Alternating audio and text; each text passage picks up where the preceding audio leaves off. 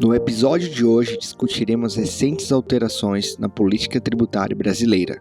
Recentemente, o governo federal publicou uma medida provisória que corrige a tabela do imposto de renda. Mas parece uma ótima notícia, certo? Aparentemente só parece mesmo. Essa mudança vem com um grande contrapeso. A tributação dos rendimentos no exterior, de pessoas físicas, inclusive em paraísos fiscais, está chegando a partir do começo do ano que vem. Essa medida tem como alvo os chamados trusts, que são empresas estabelecidas em paraísos fiscais. E essa medida ela vem com a mudança. Ela está impondo uma alíquota em cima do imposto de renda de até 22,5%. Mas qual é o significado disso tudo? Qual o impacto essa medida pode gerar para os contribuintes brasileiros e os investimentos no exterior? Para mergulhar nesse tema e responder a essas perguntas, convidamos Nicolas Scarsoni, especialista de operações internacionais da Blue 3 Investimentos. Bem-vindo, Nicolas.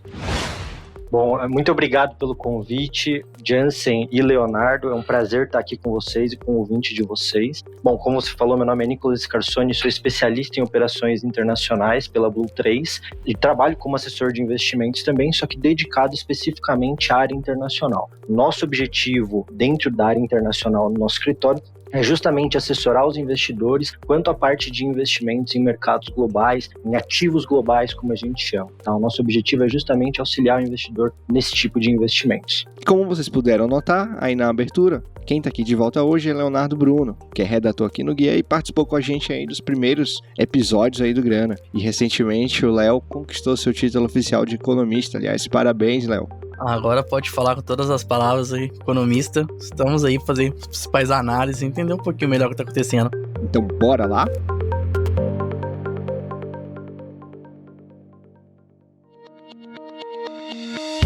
Está começando o Grana com Você, o podcast que descomplica o mundo dos investimentos. Um oferecimento do Guia do Investidor.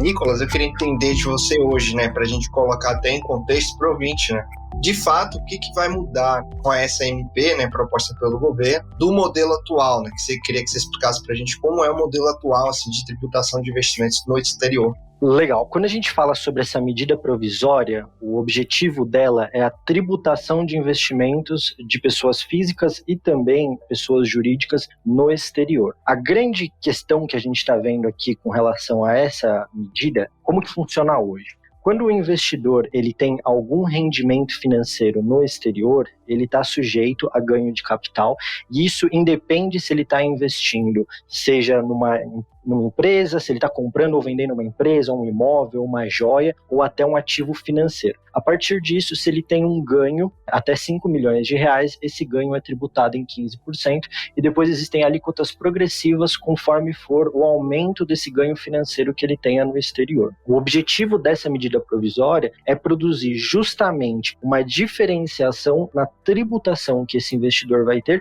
especificamente em aplicações financeiras. Então ele separa o que é uma aplicação financeira, seja de, por exemplo, como eu disse, uma empresa, uma joia ou uma venda de imóvel, por exemplo, do que é aquela aplicação financeira. Então, e é uma questão também aqui muito importante, que quando eu disse não só pessoas físicas, mas também jurídicas, porque ela entra muito no escopo da parte de offshore e da parte de trusts também. Se a gente for olhar no cenário de mercado mesmo, a offshore, que muita gente conhece a offshore, acaba entendendo a offshore como sendo algo não legal, por exemplo, mas a offshore ela é um produto legal. Só que a questão é a seguinte, apesar dela ser entendida como algo legal, por muito tempo a offshore, ela não posso dizer que ela foi negligenciada, mas o governo nunca olhou tanto com relação à tributação desse tipo de instrumento financeiro. Agora, com essa MP, o objetivo é justamente buscar morder um pouquinho mais a parcela de ganho dessa offshore. E aí a gente pode entrar, por exemplo, no funcionamento de uma offshore. Significa o seguinte, além desse ganho que você tem ali, que está tributado a 15%, até 5 milhões de reais, depois de 5 a 10 milhões aumenta para 17,5%, podendo chegar a 22,5%. O que acontece a partir de então? Quando que a offshore ela é tributada? Ou vamos colocar numa palavra um pouco mais genérica. A offshore é uma empresa que é constituída no exterior.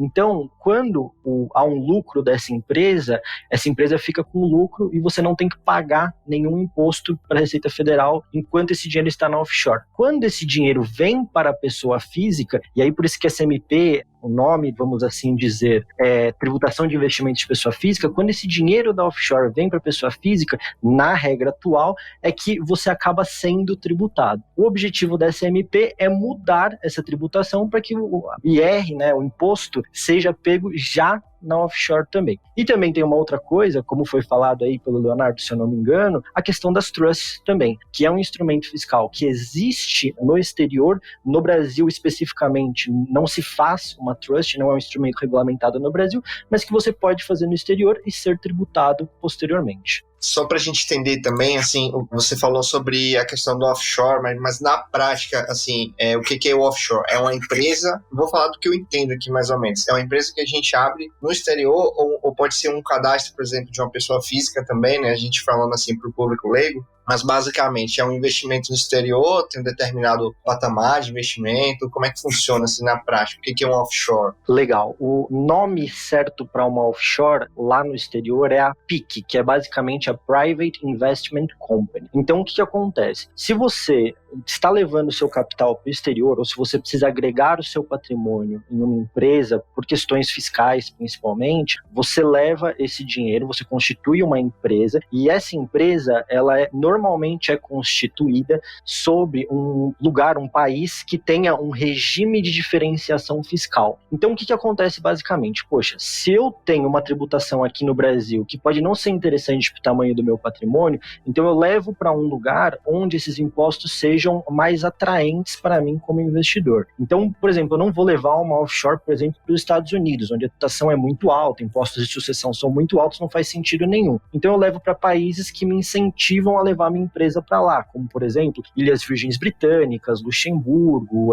Bahamas, entre outros países, onde é perfeitamente legal, eu tenho uma estrutura tributária para ser feita ali naquele país, mas que é muito mais barato para eu operacionalizar tudo isso. E aí eu posso levar meus imóveis no Brasil, meus investimentos no exterior, o que quer que seja, para essa pessoa jurídica, para essa empresa mesmo no exterior, tá? E aí tem toda uma estrutura que você pode ter herdeiros, por exemplo, administradores dessa empresa, para que a empresa continue sendo operada mesmo e te favoreça principalmente no aspecto tributário. Muito legal mesmo, Nicolas. Então, de acordo com tudo isso que você disse, o offshore é sempre uma alternativa muito interessante para quem está buscando novas áreas de investimentos no exterior, né? Exato. Até uma coisa importante é que a offshore, ela não é necessariamente um tipo de empresa que serve para qualquer tipo de investidor. A gente tem que lembrar hoje, quando a gente conversa com o investidor sobre a possibilidade de abrir uma offshore, a gente está falando daquele investidor que está levando a partir de $500 mil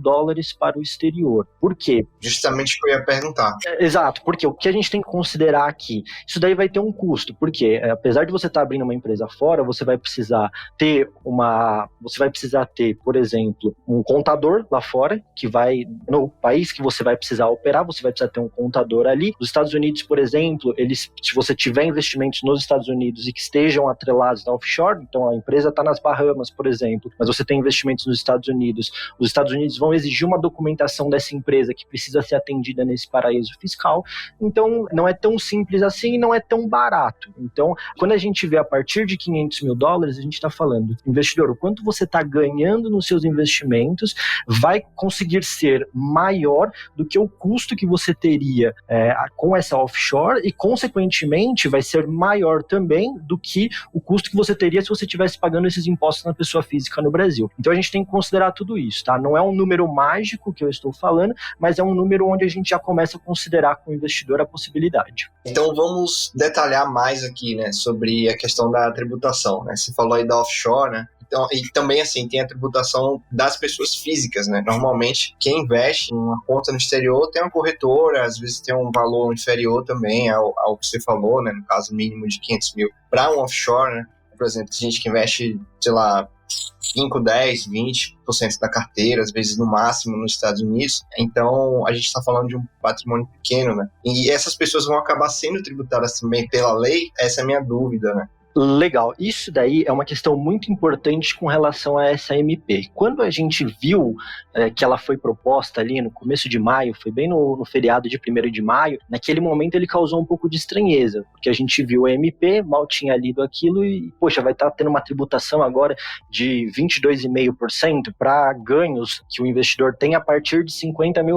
Então, se o investidor ganhasse até R$50 mil, ou de 6 a R$50 mil no ano, ele teria uma tributação de 22,5%, sendo que na antiga lei, né, que ainda está vigente, o investidor ele teria até um ganho de R$5 milhões, ele pagaria só 15%. Então, nesse momento, a gente já assustou. Porém, se você colocar em prática como que essa lei vai funcionar, se ela vier a ser promulgada, e aí tem um caminho muito grande a ser discutido, se vai ou não, o que vai acontecer, vamos fazer um cálculo aqui bem básico. Para o investidor hoje, com o cenário de Estados Unidos, pagando taxa de juros na faixa de 5,25%, e a gente buscando ali investimentos mais conservadores, que paguem entre 5,25%, como eu disse, e 7%, para o investidor de fato mudar de alíquota de imposto de renda, para ele sair dos 15% que ele paga hoje, que é essa diferença entre os 6 mil e os 50 mil reais de ganho que ele pode ter com essa nova MP e passar a ser tributado em 22,5%, a gente está falando de um investidor que ele tenha que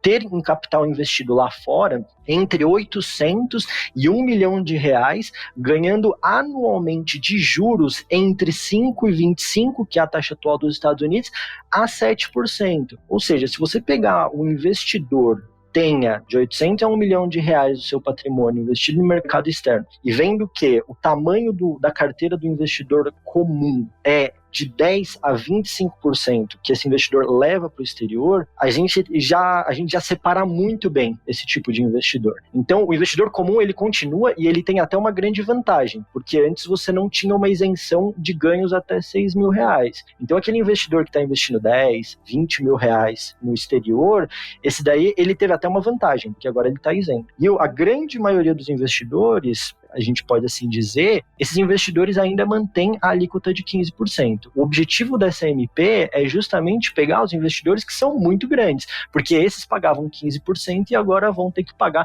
22,5% ou serem tributados na offshore, dependendo da situação. Muito legal mesmo, Nicolas. Você falou um pouco sobre a taxa de juros e tal, que a gente sabe que é a taxa isenta de risco. Eu pensei que um pouquinho mais sobre derivativos, renda variável. No caso, a gente fala sobre uma tributação sobre os ganhos, correto? Certo. Então, no caso, se fosse um investidor, por exemplo, um dos nossos ouvintes, investisse em instrumentos derivativos de renda variável, como ações ou outros títulos variáveis, em caso de prejuízo ou não conversão dessa rentabilidade, a tributação fica isenta, correto? Vamos lá, nesse sentido, a MP ela não deixou muito clara com relação a essas mudanças, tá?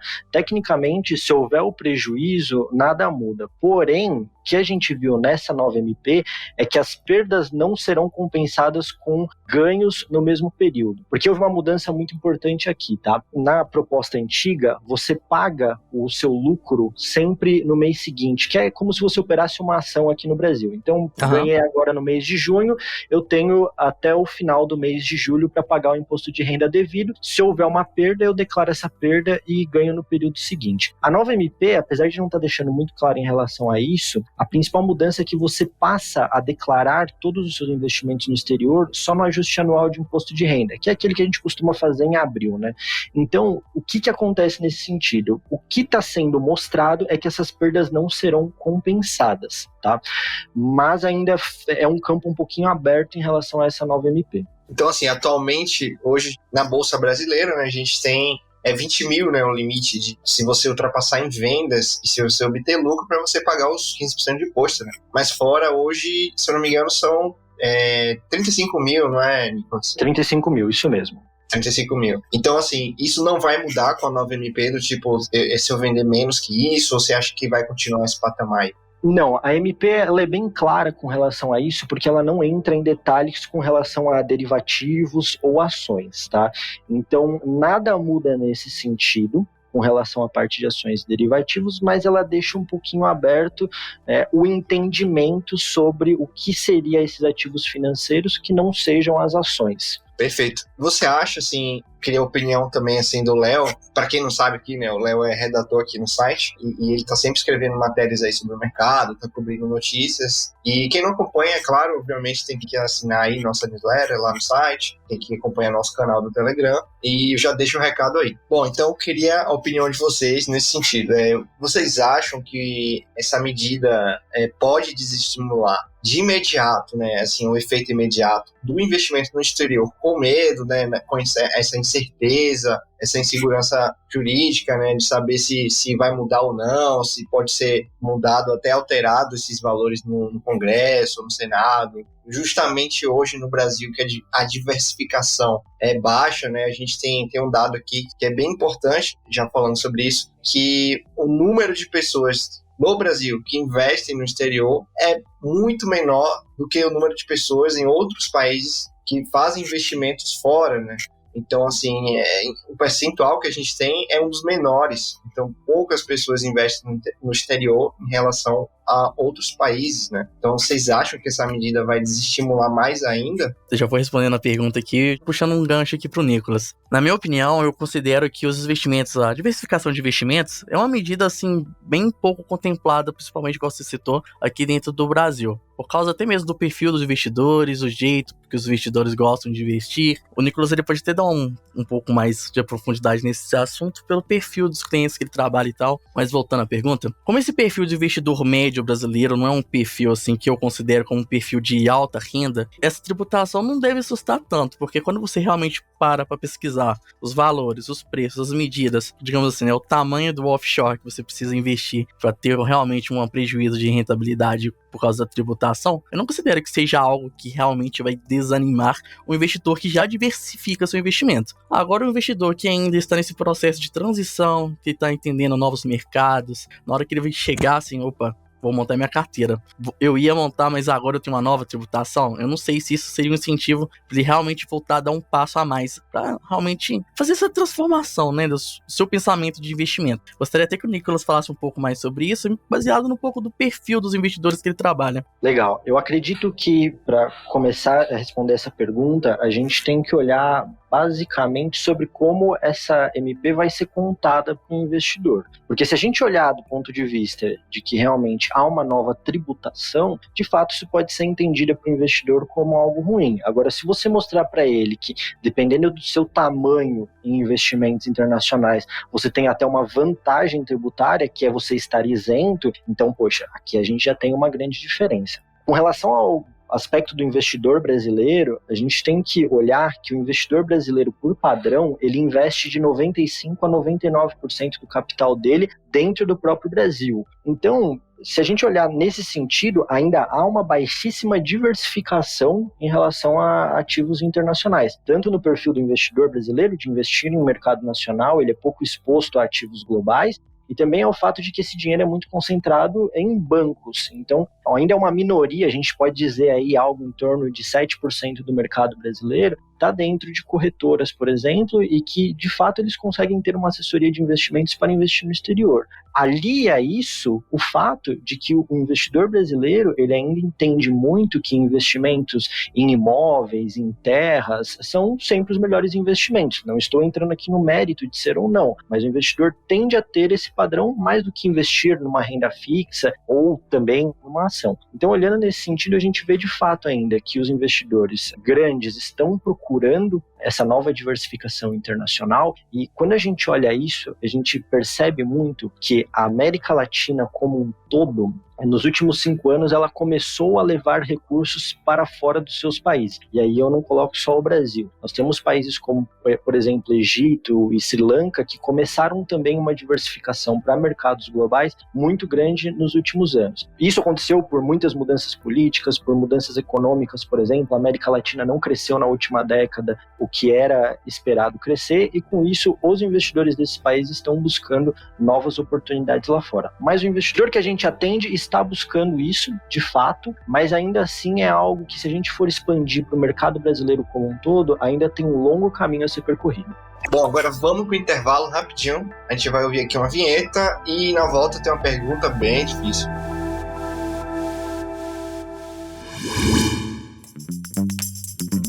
Que tal conversar sobre investimentos e tirar todas as suas dúvidas? Faça parte do grupo do Guia do Investidor do Telegram. Acesse guiadoinvestidor.com.br/Telegram ou clique no link que está na descrição.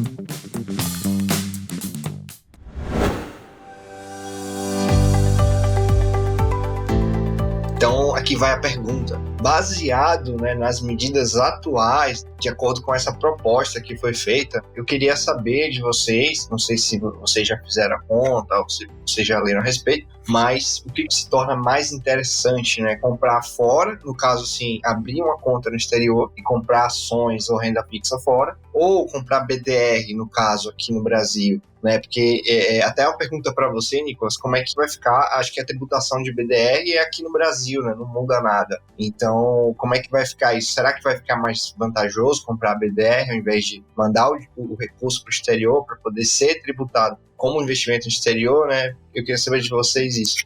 Certo. Quando a gente fala entre BDRs e investir no exterior, aqui, apesar de a BDR ser um instrumento, um recibo de uma ação no exterior, a gente tem que analisar alguns pontos antes de falar para o investidor, olha, compensa você ficar numa BDR ou no exterior. Por quê? Primeiro ponto que quando você está investindo num mercado global, seja ele Estados Unidos, Alemanha ou qualquer outro país que seja, você está sujeito às regras daquele país.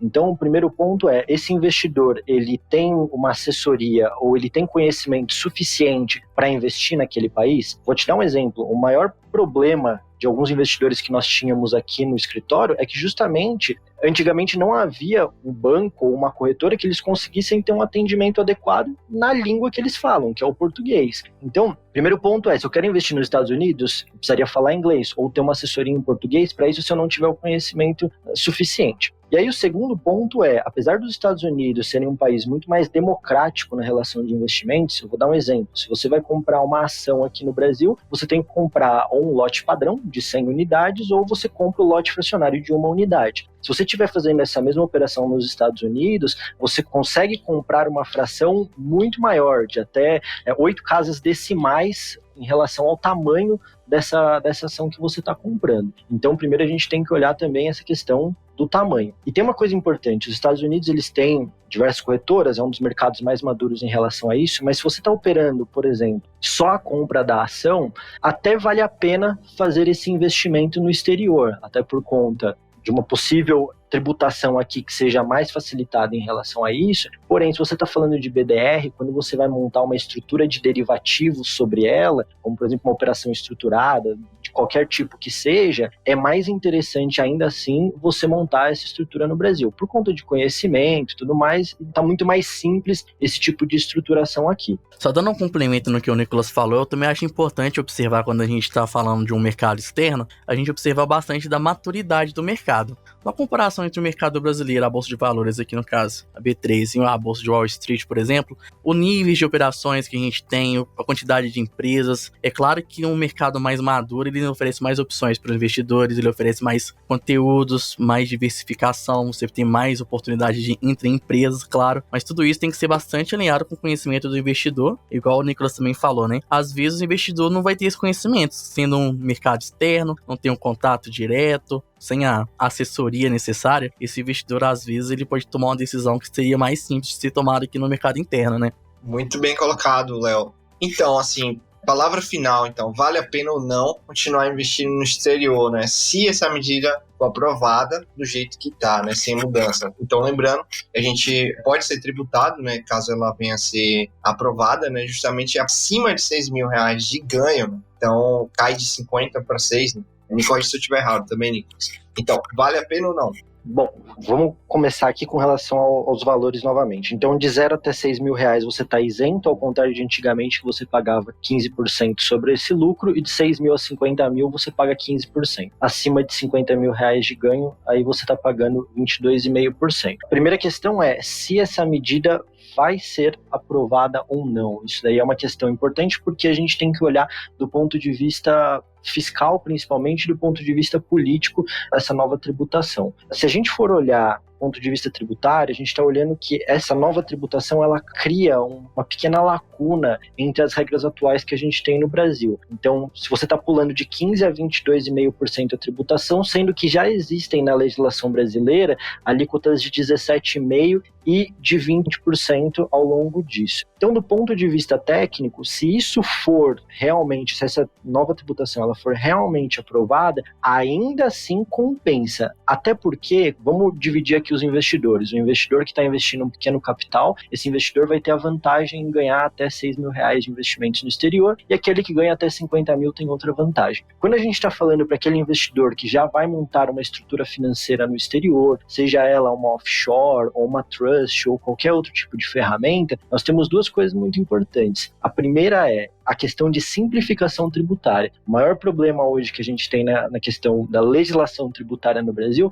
não é só a quantidade de impostos, mas a complexidade deles. Então, o investidor pessoa física que tem que declarar anualmente ali todos os ativos que ele tem no exterior, um por um, com a abertura da offshore, ele só precisa declarar a empresa dele. Se a quantidade de imposto que ele vai pagar mais ou menos, aí é outra questão. A grande outra vantagem que a gente pode assim dizer é para aqueles investidores que realmente têm grandes fortunas, empresas no exterior, por exemplo, ou até alguma outra atividade comercial no exterior, a nova MP, até um gancho da antiga, mas a nova MP, ela diz especificamente a tributação da offshore quando a gente está falando do investidor que tem residência fiscal no Brasil. Então, nada impede que esse investidor, por exemplo, dê uma saída fiscal e essa empresa passe a ser controlada a partir de uma residência fiscal que não seja o Brasil. E aí, nesse sentido, ele pode ter até uma facilitação em relação a essa tributação. Então, por um lado, o governo está procurando ferramentas para tributar o investidor, por outro, o investidor também pode encontrar ferramentas para que ele consiga diminuir a tributação dele.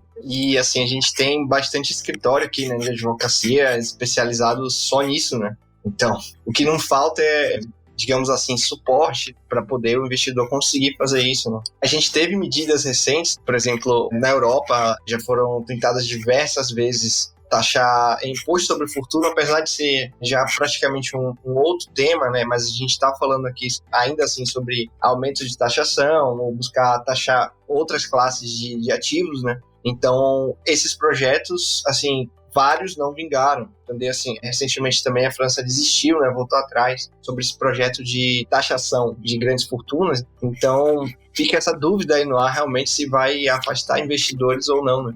Eu acredito aqui, Jansen, que é importante a gente olhar também, quando a gente fala de uma nova tributação, olhar também do aspecto, não só do aspecto técnico-tário, mas também do aspecto político em relação a isso. Quando a gente olha do aspecto tributário, essa MP, ela causa uma diferenciação que ela deixa de respeitar a progressão dos investimentos, a progressão do lucro que você tem na forma como a legislação atual já legisla para os investimentos no Brasil e no exterior, que foi, como eu disse, de 15%, 17,5%, 20% e 22,5%.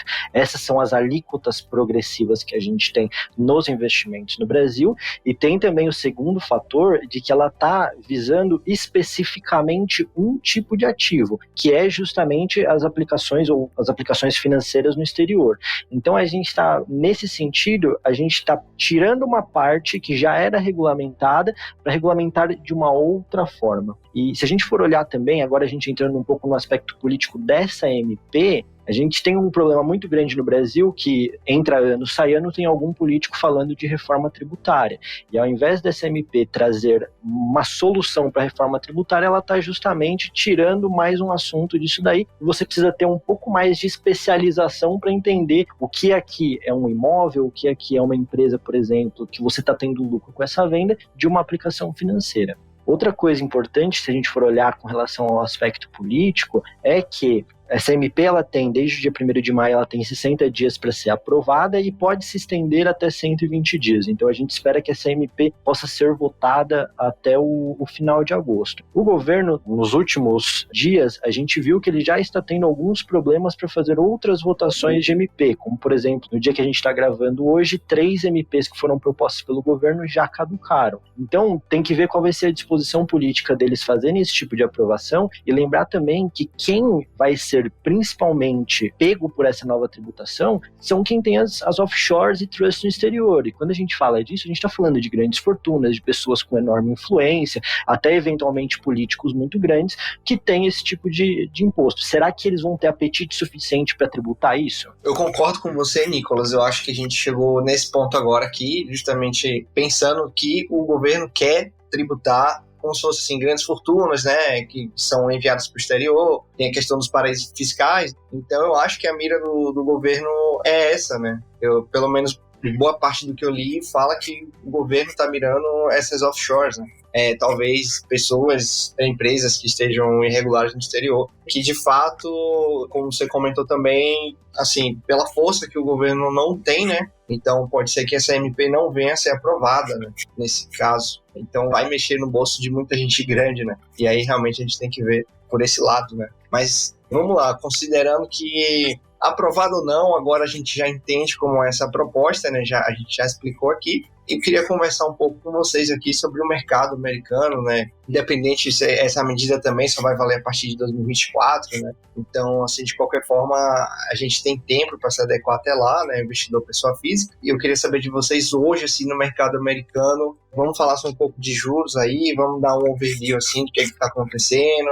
Para quem está pensando em investir, tirando essa parte que a gente já falou sobre tributação, não é querendo desestimular, mas para poder explicar melhor, né? Para deixar, digamos assim, os pingos nos is, né? Então, a gente quer saber hoje o que vale a pena investir no exterior assim, né? Se com essa alta dos juros lá fora, principalmente essa questão da inflação também nos Estados Unidos, que preocupa, se isso tem afastado o investidor, se esse é o momento que ainda vale a pena investir, porque o dólar no Brasil também está abaixo de R$5, né? Pelo menos hoje no dia que a gente grava.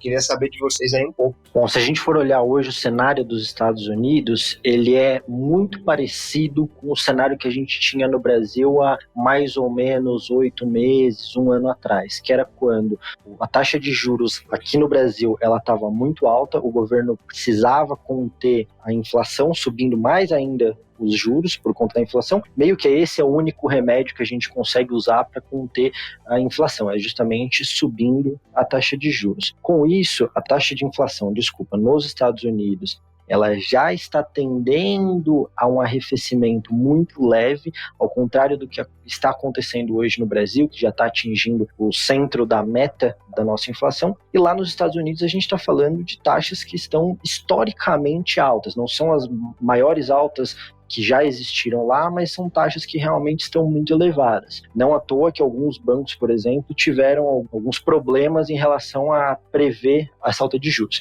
A 5,25, que é a taxa atual dos Estados Unidos, e olhando também que há uma possibilidade considerável de que essa taxa de juros venha a subir em mais uma reunião do Banco Central americano, hoje sim é um momento muito interessante para aquele investidor que quer investir em renda fixa, que quer fazer uma reserva de patrimônio em dólar, principalmente. Quando a gente olha para o aspecto de bolsas, nós temos empresas nos Estados Unidos que estão apresentando resultados excelentes. Então, se a gente for olhar com uma oportunidade de entrada para a Bolsa dos Estados Unidos, ainda num patamar não tão interessante perto do que já foi anteriormente, há sim uma grande possibilidade, mas os investimentos de renda fixa nos Estados Unidos estão numa oportunidade de entrada muito grande. É claro, a gente precisa entender como que o investidor brasileiro vai investir lá fora, qual que é o tamanho do patrimônio que ele vai investir lá fora, em relação aos investimentos de renda fixa, do tamanho do valor que você vai colocar lá nos Estados Unidos, ele é um pouquinho diferente daqui do Brasil, mas sim a gente ainda enxerga como uma oportunidade de diversificação. E falando sobre a questão do dólar, a gente está vendo hoje o dólar ali emperrado na faixa dos R$5, mas se a gente observar nos últimos anos, principalmente na última década, o dólar ele apresentou uma tendência de longo prazo de alta. Então, o que a gente pode observar é que, o primeiro ponto é, o dólar ele é uma das moedas que a gente entende como uma reserva de valor para o investidor. Em momentos de crise, o investidor, pelo menos nos últimos anos, ele tendia a correr para dólar para se proteger.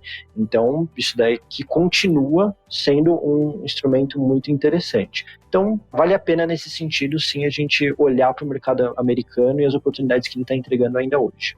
Dando um complemento naquilo que o Nicolas falou, eu acho interessante também a gente falar um pouquinho sobre a relação que existe entre o capital especulativo e o capital produtivo. Quando a gente está falando de investimentos, a gente sempre fala muito de juros, fala muito, por exemplo, de dólar e tal. Mas quando a gente fala da relação entre capital, a gente está falando do que o grande investidor, no caso, os grandes tubarões, né, digamos assim, estão propensos a investirem.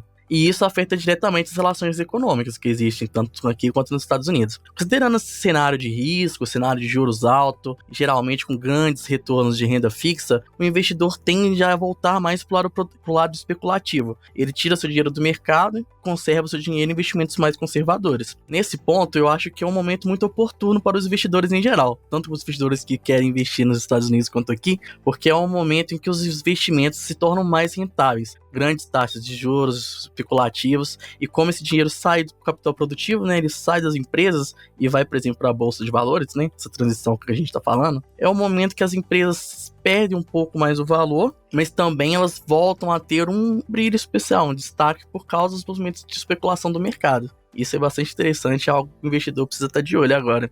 E complementando vocês aí, né, o dólar agora tá, como o Nicolas falou aí, no patamar parado entre R$5, ele tá mais ou menos R$4,90, chega a R$5,10, mas tá na média aí dos 5, né? Mas já esteve na máxima de todos os tempos a R$5,85 aqui, né, durante o período aí mais forte aí da pandemia em 2020. Então, assim, realmente de se pensar, né, como o Nicolas falou, ele tem a valorização, ele geralmente a tendência é de crescimento, né, a moeda forte em relação a outros países. E assim, pelo menos eu já estou dolarizando minha carteira, né, já comprei 1/100º de ação da Tesla, né, como o Nicolas falou que é possível. Então, mesmo com pouco dinheiro, hoje em dia, é possível investir no exterior, né. Então, dentro do que a gente já conversou, né, para a pessoa que quer investir fora, eu queria que tanto o Nicolas quanto o Léo falassem de empresas no exterior que, assim, como o Léo está escrevendo sempre também, está cobrindo o mercado aí, e o Nicolas também está nessa área aí de investimento há muito tempo, eu queria que ele falasse aí de empresas que ele acredita que vão ter uma perspectiva de crescimento aí nos Estados Unidos, né, para as pessoas pesquisarem mais a respeito, estudarem se vale a pena ou não, de repente, comprar essas empresas. Legal. O que a gente está monitorando muito, principalmente com os resultados que saíram nessa semana que a gente está gravando, são as ações da NVIDIA, né? Ela, basicamente, o setor de atuação dela é semicondutores, mas ela apresentou um aumento aí de patrimônio. Hoje ela está valendo mais de $1 trilhão. Então é uma empresa que a gente olha muito positivamente, essa empresa, e nós temos sempre aqui uma das queridinhas aqui do mercado, que são principalmente a Apple. Quando a gente olha ações, claro, existem as oportunidades, assim, e como eu disse, a NVIDIA, mas a Apple, por exemplo, é uma empresa de capital enorme aqui no mercado, tem um tamanho muito grande. O Google também é uma empresa muito interessante. E a gente pode também até olhar, a gente se baseia muito nos relatórios de analistas também, porque cada momento está mudando ali alguma outra oportunidade. Eu vou até fazer uma crítica aqui, porque o Nicolas roubou minha empresa. Eu ia falar um pouquinho também sobre, especialmente do caso da NVIDIA, mas em si do setor de tecnologia, né? O setor de tecnologia americano, ele sempre tem destaque porque lá é o principal polo tecnológico do mundo. Mas as principais empresas de tecnologia do mundo estão na Bolsa de Valores americanas. Tanto Microsoft quanto NVIDIA. Com o boom que a gente teve recentemente, acho que foi durante a pandemia, se não estou enganado, depois eu vou dar uma conferida nesse dado. Essas empresas de tecnologia, elas tiveram um grande destaque na Bolsa de Valores. Tanto Microsoft, Tesla, que foi um momento de transição tecnológica muito grande. E essas empresas entraram em bastante destaque, considerando também que não são empresas muito cíclicas, que não são muito afetadas pelos níveis das taxas de juros, que elas não têm essa relação tão direta, é sempre um setor interessante pra gente ficar de olho, né? Ainda mais que essa explosão aí teve recentemente, e agora com o surgimento da inteligência artificial, essas empresas ganham um novo gás ainda para continuar crescendo. Para dar um gancho aqui legal também, pra gente terminar bem legal, vamos perguntar aqui também qual a opinião do Jansen, qual empresa que tá sendo destaque para ele agora, né, na Bolsa Americana. Olha, cara, eu gosto de uma empresa que todo mundo gosta também, sabe? Que é a Tesla.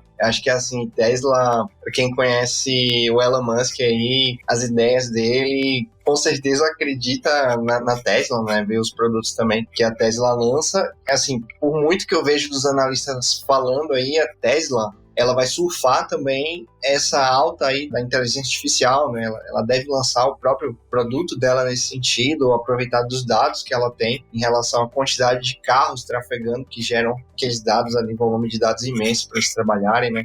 E tem uma outra, assim, em comum, que, assim, pouca gente conhece, mas que é brasileira, que é a Sigma Lithium, que é uma empresa mineradora brasileira, até daí de Minas, Léo, até aí da sua região. Essa eu não conhecia. Não conhecia, né? Então, eles têm minas aí de lítio e eles têm as ações lá abertas lá na Nasdaq, se eu não me engano. E eu acho essa empresa super interessante, assim, porque ela, obviamente, está surfando também essa questão dos carros elétricos. Ela tem um material, pelo que eu li lá nas próprias pesquisas dela, o material dela é nobre, é de pureza altíssima em relação a outras mineradoras de lítio. Então, assim, se eu não me engano, é só ela ou duas no mundo inteiro que conseguem essa pureza de lítio. E eu acho esses dois cases aí bem interessantes. Então vale aí o leitor pesquisar aí tudo que a gente falou aqui.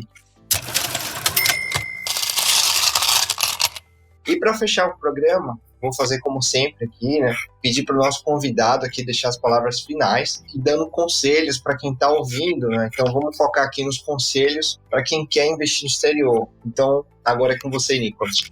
Bom, acredito que para falar com esse investidor que está buscando investir no exterior, primeiro é entender muito bem o que é o mercado no exterior. Porque quando a gente fala de dólar, a gente tem que lembrar que o dólar ele é um instrumento de renda variável, ele tem oscilação. Então, se você está utilizando o dólar como uma reserva de patrimônio, para proteção patrimonial, faz muito sentido. Agora, se você está buscando o dólar como especulação, aí você está entrando em algo que é bem arriscado. Então, vamos aproveitar o mercado exterior, mas sempre sabendo qual o tamanho da sua posição aqui no Brasil, tomar cuidado para não entrar num efeito manada, por exemplo, os Estados Unidos estão bons, então eu vou levar todo o meu dinheiro lá para fora. Não. Normalmente a gente trabalha sempre com 10% a 25% do patrimônio do investidor neste mercado externo, claro, entendendo muito bem como está aqui. Vamos aproveitar a inflação no Brasil, que agora está voltando para o centro da meta, mas vamos aproveitar também as taxas de juros Brasil. E lá fora, vamos aproveitar ações que tenham oportunidades,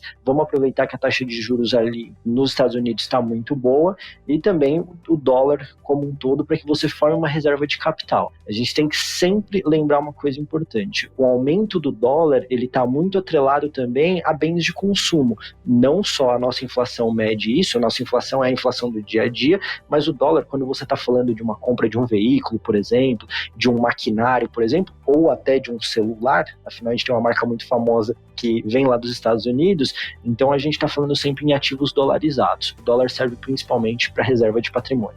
Isso aí, esse foi mais um episódio do Grana. Obrigado, Nicolas, pela participação. Obrigado, Léo, por voltar aqui pro programa. E eu deixo aí com vocês. Léo, se quiser também falar mais alguma coisa. E obrigado aí a todo mundo. Só agradecer novamente aqui a presença do Nicolas, que foi uma verdadeira aula hoje no nosso podcast. Obrigado a todo mundo. Muito obrigado. Valeu e até a próxima.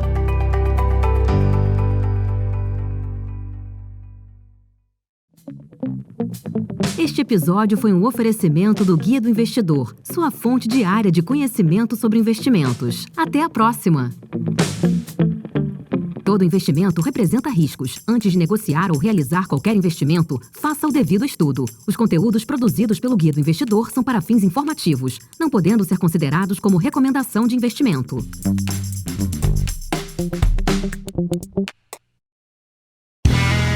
Este podcast foi editado por Play Áudios.